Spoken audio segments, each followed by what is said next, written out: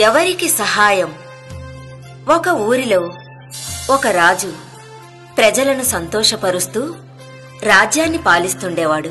ఉదయం లేచిన దగ్గర నుండి రాత్రి నిద్రించే వరకు ప్రజల కష్టసుఖాలను తెలుసుకుని వాటిని పోగొట్టడానికి కాలం గడిపేవాడు. రాజంటే అంతఃపురం లేకుండానా?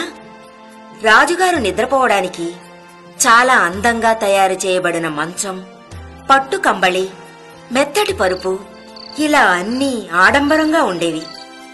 రాత్రి భోజనం ముగించిన తర్వాత తన గదిలోకి వెళ్లి నిద్రించడం రాజుగారి అలవాటు. గది బయట 2 కాపలాదారులు ఉంటారు. ఎవ్వరూ అంత సులభంగా లోపలికి వెళ్లలేని రాజుగారి గదిలోకి ఎలాగో ఒక పేను దూరింది. రాజుగారు బాగా నిద్రిస్తున్న సమయంలో ఆయన రక్తాన్ని పీల్చి జీవించసాగింది. ఎన్నో రోజులుగా ఇలా జీవిస్తున్న పేనుకి శత్రువుగా హఠాత్తుగా ఒకరోజు ఒక నల్లి వచ్చి నిలబడింది. దాన్ని చూసి, ఎవరు నువ్వు? ఇక్కడికెలా వచ్చావు? నేను నల్లిని. రాజుగారి దుస్తుల మధ్య దూరి ఇరుక్కుని నేనే దారి తెలియక ఎలాగో ఇక్కడికొచ్చాను.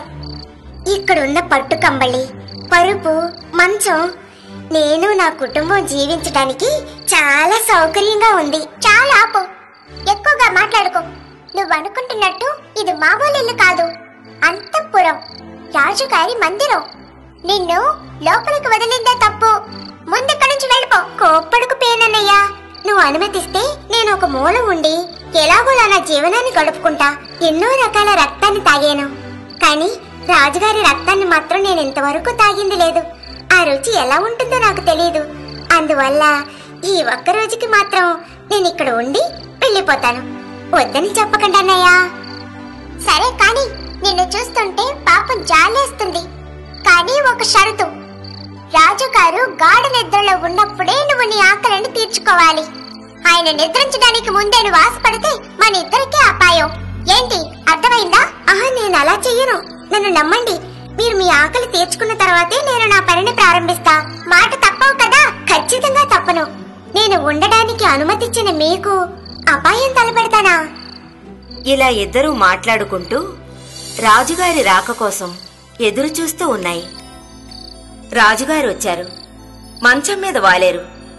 నిద్రించడానికి ముందు ఏదో ఆలోచనలో పడ్డారు. పేను ఓర్పుతో ఉంది, కాని నల్లి మాత్రం సంతోషం ఆపుకోలేకపోయింది. రాజుగారి రక్తాన్ని పీల్చబోతున్నామనే ఆనందంతో తొందరపడి పరుగెత్తుకెళ్లి రాజుగారిని కరిచింది. ఎవరక్కడ? ఇక్కడ ఏదో ఒక పురుగు నన్ను కుట్టింది. అది పేనో లేక నల్లో చూడండి. కాపలాదారులిద్దరూ బళ్ళేలతో పరిగెత్తుకు రావడం చూసి పేను భయంతో వణికిపోయింది. నల్లేమో మంచం సందులోకి వెళ్లి దాక్కుంది.